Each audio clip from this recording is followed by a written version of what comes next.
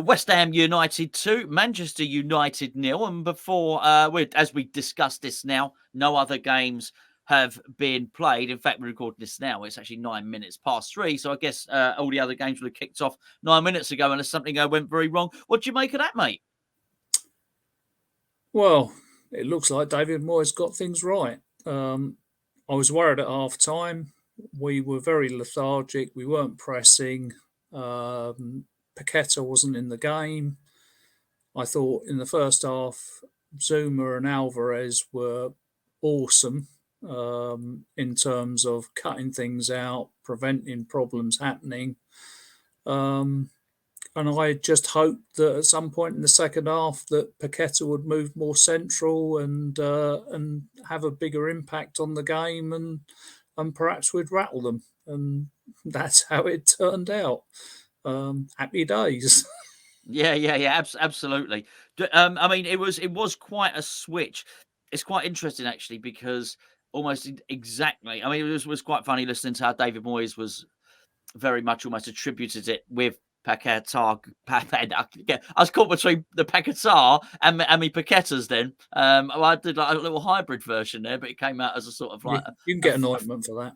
Yeah, it came out like a fart, basically, didn't it? Pack a fart. But I think really the key was shifting Bowen around because he was having no joy, even against that young centre half there. And I thought, he came alive when he went right. And I'm not saying he should always play right, but I was sort of looking at it thinking way earlier than that. Come on, just swap them around, because as the game went on, I very much felt that Luke Shaw was starting to impose his game on Kudus, but also they were doubling and trebling up on Kudus. And I was just thinking, just move him away, just to spoil that tactic. What was your reading of that situation? No, absolutely. Shaw, from an England point of view, Shaw looked really good. He was in total command. It was just, in some ways, it was a bit frustrating. It was a bit understandable how much we didn't go after the ball in the first half. And Ward-Prowse moved up a bit further in the second half, and that started to cause problems. But, the ball from Paqueta to Bowen was sensational. Bowen's first touch, yet again, was incredible.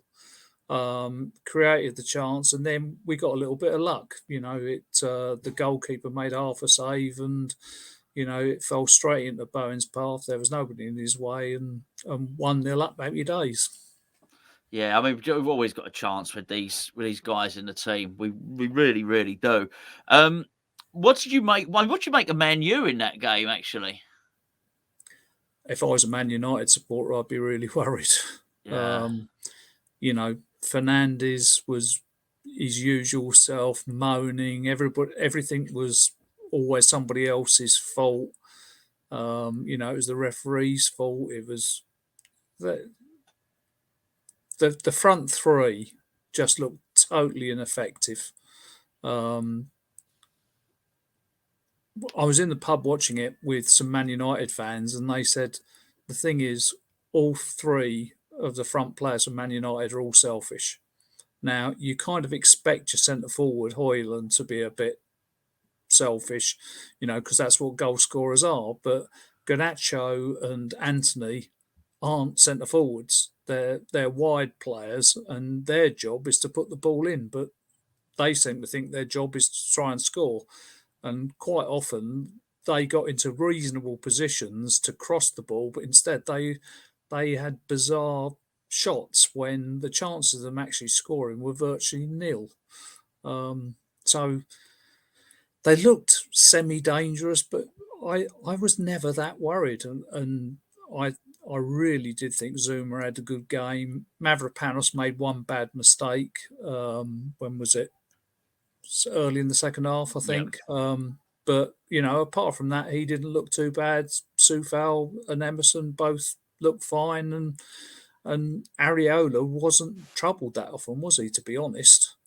He did one. Well, I think he did one save low down to Garnacho, which I think was important. He had that little fumble. Yeah. But no, I don't. It was weird because I was trying to do the always There were work. no worldies, were there? No, there weren't. And I'm trying to always work out got me a player ratings thing, which we do our player rating series. It was. I knew it was a tricky one because normally, you got a fair idea. It's either one, you look at a player, it's either a 6 or a 7, or it's an 8 or a 9, or it's a 4 or 5. I thought, oh, hold on, what do I score? I don't know what to score Areola here. But I was absolutely pleased with him with a clean sheet. So what about these tactics then? Because I thought we lacked energy, but we saw this against. We've seen this so many times. We saw it very much against Nottingham Forest, where we almost looked knackered because of the midweek game, and then we just sort of turn on the afterburners. I think there was a bit of afterburners, but I also think it was a tactical shift. Do you think the first part of the game, because I agree, it totally and utterly worked. I thought in terms if Moyes had a perfect tactic, you would sum up Moyes. If you were to say, what does David Moyes want to do? Well, I would say he wants to keep it tight for 60 minutes. Then he wants to go and try and win the game. That's what I would say if someone were to ask me. And don't a generic response. That's what I would give. So I think from that point of view, I think he got it. He's got it absolutely spot on. And I was making a point whereby I think if he was looking at the bench, because I certainly was looking at the bench, I think there's no one there. No. There was Ben Rama was on. There was Fornals, but I'm not talking about nobody to bring. But I'm looking. There's nobody there. Who can I look at that bench and think he's going to win me the game? Now I'm sure Ten Hag did that when he looked on the bench. I think Rashford's a busted flush, but that's just my personal opinion.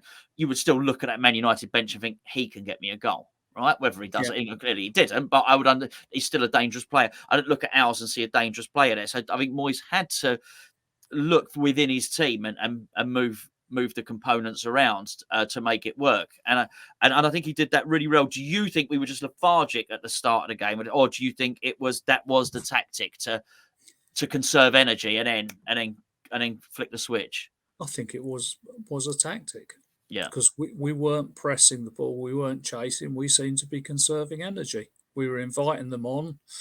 And let's face it, if you look at their three forwards, they're all pretty fast, and one thing Zouma is fast. So we basically held a low line rather than a high line, and it worked. Depressing, they put up stats about Man United at 65% possession, 63% possession, but they weren't doing anything with it. They were playing around at the back. So I'm not that obsessed with the possession stats. It's what you do with the ball. I was worried because I thought Shaw had a really good game from Man United, and he was snuffing Kudus out. Soufal didn't really seem to be giving him too many options. And I would have expected Ward-Prowse or Paqueta to come in and sort of try and help him. Souček's not going to do it. And it really wasn't happening. But it just wasn't happening for them either. Their midfield was pretty anonymous. So, stalemate at half-time, pretty boring, but we weren't down. So, that was goodness. And for once, we've got 4 or 5 days off before our next game. So happy days. I kept on checking myself, actually. Well, I was sort of saying it in the preview, and I sort of almost didn't want to say the 28th.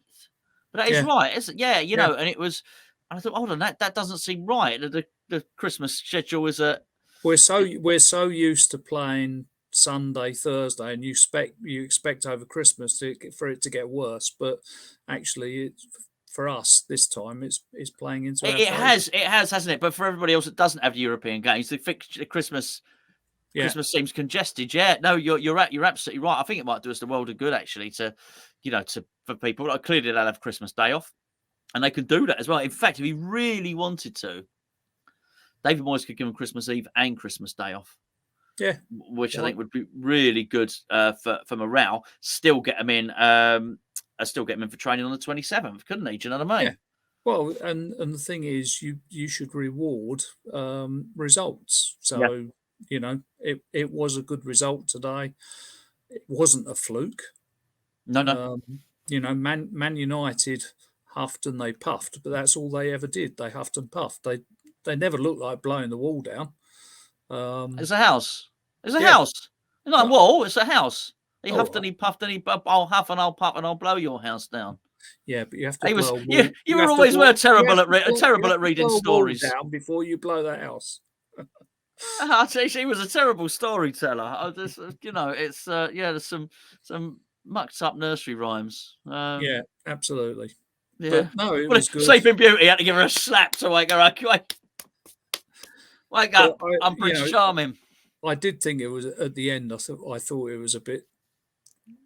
We should have brought on a few more subs. I know we've got 5 days to another game, but there's always the worry that players are going to get suspended and stuff. So Paqueta picked up a booking, Kudus picked up a booking. The players are on bookings. Take them off when you're 2-0 up. Take them off as early as you possibly can. I honestly, on this occasion, I really didn't mind because I did. I think sometimes he gets outdone by a manager, and I just think this time the other guy blinked first, and he did the sub, and the sub didn't work with Rashford. So I didn't mind. I really didn't mind Moyes doing that on this occasion. Actually, in fact, it did actually make me laugh because I've mentioned on several occasions over the past couple of weeks about this 87th minute substitution of Pablo Fornals, and it came. I thought, yeah, there it is. There's the old.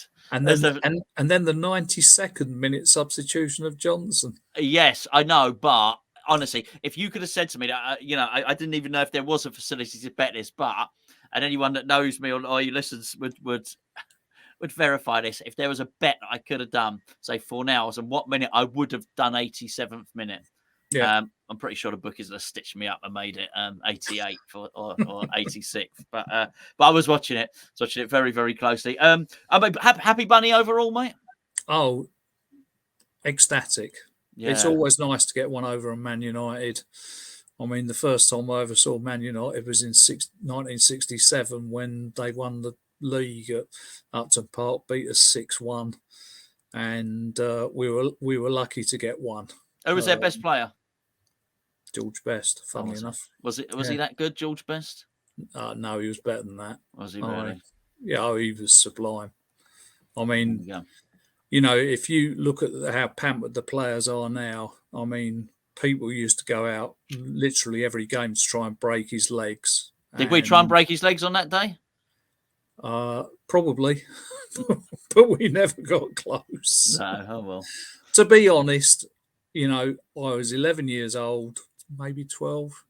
I would have been 11 years old, and I wouldn't have seen that much of the game. The place was absolutely bloody packed. The ground was shut at about 1:10. But it was part of history for 30 years nearly. I think I was able to say I was there when Man United last won the league. Sitting down eating your popcorn? No, it was peanuts. That was the only thing. And you were stood up eating your peanuts. KP? Were they KP peanuts? No. They weren't KP peanuts. Man used to come round with a big paper bag, and inside the paper bag there were lots of little paper bags of Percy Dalton's peanuts. Percy Dalton's peanuts.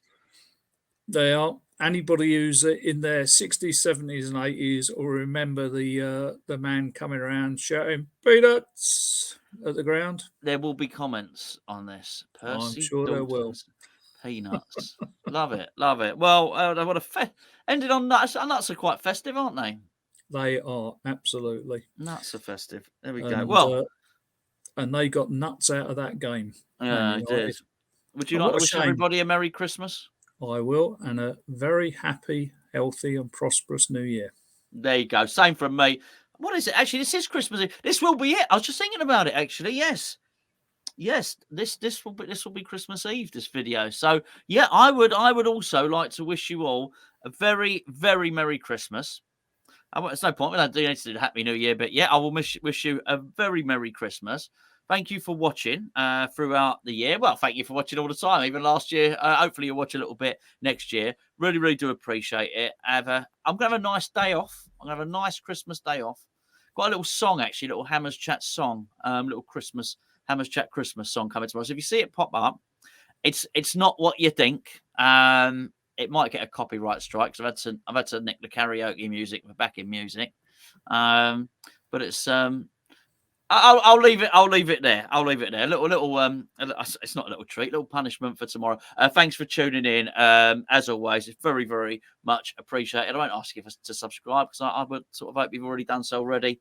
Have a nice break, and we can do so off the back of a really, really good win, keeping us in a really nice place in the league. I won't wish you happy Christmas because you're coming round, aren't you? I am looking forward to it immensely. I'm going to poison particularly to see the grandchildren. I'm not cooking the grandchildren. I'm cooking a turkey. See you later. Cheers, everyone.